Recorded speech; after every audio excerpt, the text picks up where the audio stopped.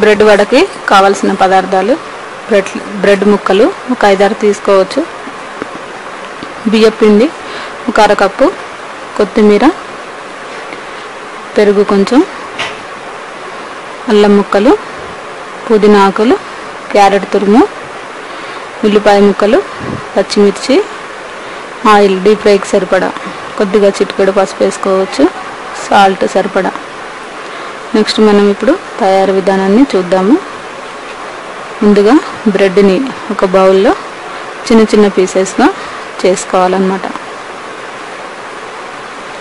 ఇప్పుడు మీకు నేను చూపించిన విధంగా ఇలా చిన్న చిన్న ముక్కలుగా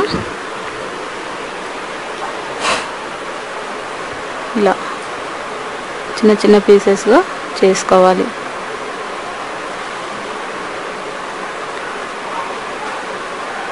నెక్స్ట్ మనం దీంట్లో ఇంగ్రీడియంట్స్ అన్నీ కూడా ఇలా క్యారెట్ తురుము, దీంట్లోనే కొద్దిగా ఉల్లిపాయ ముక్కలు, దీంట్లోనే పచ్చిమిర్చి ముక్కలు, ఇంకా కొత్తిమీర, తరిగి పెట్టుకున్న కొత్తిమీర, దీంట్లోనే పుదీనా ఆకులు కూడా కొంచెం వేసుకోవచ్చు స్మెల్ కోసం. నెక్స్ట్ దీంట్లోనే అల్లం ముక్కలు చిన్న చిన్న ముక్కలుగా కట్ చేసుకోవాలి. దీంట్లోనే కొద్దిగా బియ్యం పిండి, కొద్దిగా పెరుగు, సరిపడా ఉప్పు, కొద్దిగానే వేసుకోవాలి. దీంట్లో సాల్ట్, చిటికెడు పసుపు. ఇవన్నీ కూడా మనం వడలకి ఎలా మనం పిండి కలుపుకుంటామో అలాగే ఇవన్నీ మిక్స్ అయ్యేలా దగ్గరగా కలుపుకోవాలన్నమాట. ఒకవేళ సరిపోతే పెరుగు ఇంకొద్దిగా వేసుకోవచ్చు. ఇది పిల్లలు ఎంతో ఇష్టంగా తింటారు.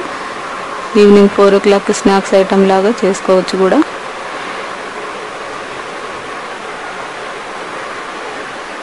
చూసారు కదా, ఇలా మనం దగ్గరికి గారెల పిండిలాగా కలుపుకోవాలన్నమాట. అంటే మరీ వదులుగా కాదు, ఇలా వడ్లకి ఏ విధంగా చేతిలో వేసుకుంటే ఒత్తుకోవడానికి వస్తాయో ఆ విధంగా కలుపుకోవాలి. నెక్స్ట్ మనం డీప్ ఫ్రైకి సరిపడా ఆయిల్ వేసుకోవాలి.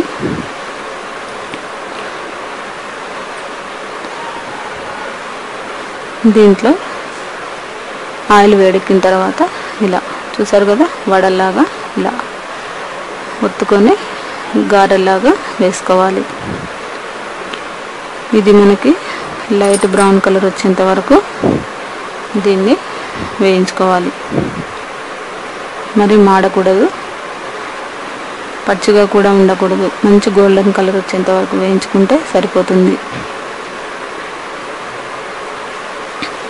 చూసారు కదా, ఇలా గారెల్లాగానే మనం వేసుకోవచ్చు. చేతికి తడి చేసుకొని ఈ గారెలు ఇలా వేసుకోవచ్చు.